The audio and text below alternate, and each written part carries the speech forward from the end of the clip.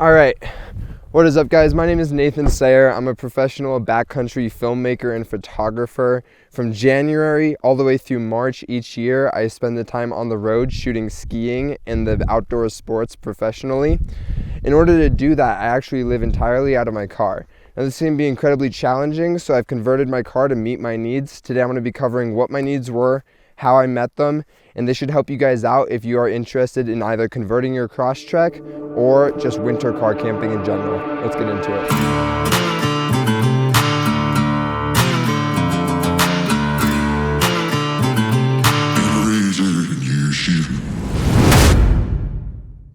Alright guys, over the past couple years, I have been developing myself as a backcountry athlete, photographer, and filmmaker. This year, I decided to fully commit to spending 3 months on the road shooting and filming across the Rocky Mountains. In order to do that, I had to build out my vehicle in order to be able to consistently winter camp comfortably, efficiently, and affordably. So I'm going to be covering how I did that, what I built, and what the difficulties are with my current build. Right off the bat, one of the biggest challenges that you're going to face when winter car camping is temperatures, obviously. I've slept in my car all the way down to negative 18 degrees Fahrenheit for a shoot, but I wanted to be able to sleep comfortably down to about negative 10. You lose most of your heat through your windows, so using a little bit of Reflectix, cardboard, fabric, tape, and staples, I was able to build form-fitting window covers for incredibly cheap, and that's preventing a lot of my heat loss at night. Alright, next up, obviously I need a bed, alright? I'm going to be sleeping in my car a lot, so it's really important that I developed a comfortable system for sleeping in my car. What I have here is a trifold mattress that I ordered off of Amazon for about 80 bucks. My biggest goal was that I wanted to be able to fully stretch out from head to toe. I'm about 5'9", and that can be incredibly difficult with a Crosstrek. So I did have to make some adjustments and some sacrifices in my bed setup. A lot of people like to run a full platform all the way across the car. However, with the Crosstrek, I'm already quite limited on space, so I didn't want to have to build anything too high where my head would be hitting the ceiling, and I didn't want to build anything too wide where I wouldn't be able to set up my back seats or move my driver's seat back. So what I have is exactly about half the width, or the same width as this trifold. I have a wooden board that's lifted 5 inches off of the car's trunk. That runs all the way up to my passenger seat, but leaves just enough room that I'm able to move that passenger seat back in order to have a passenger in my car. This was all super inexpensive. I used recycled wood. The only thing that really cost any money was the bed and the fabric that I used to line the wood. This is actually a painting canvas. Fabric can be super expensive at a fabric store, but if you go to a hardware store and use a drop cloth, it comes out to about $3 to $5. This also leaves me plenty of room for bags, and I can store any valuables that might get stolen underneath the bed where nobody's likely to find them.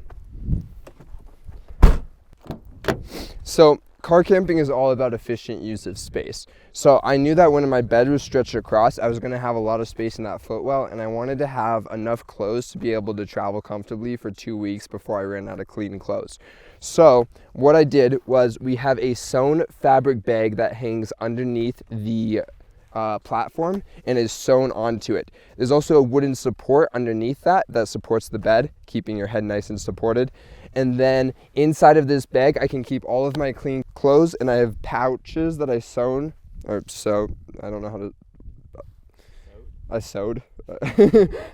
that I attached to the side in order for like underwear and socks. This keeps all of my clothes organized. I have lots of space, and additionally, when that passenger seat is all the way forward, I have another about 6 inches of space where I can put a dirty clothes bag, spare shoes, etc.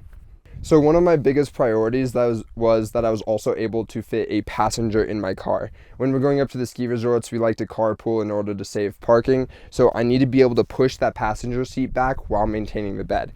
In order to do that, I line the trifold up so that I can move everything back, fold that trifold up, and I have enough space in there in order to push the passenger seat back and make space for a passenger.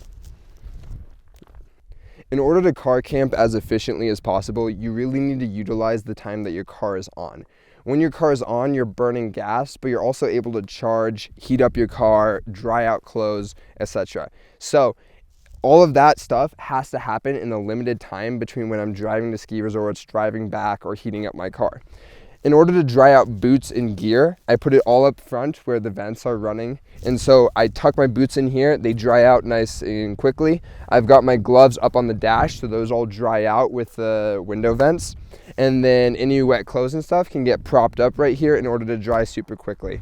I've had a couple of my outfits get fully soaked while on the road, and that can very quickly become a dangerous and uncomfortable situation.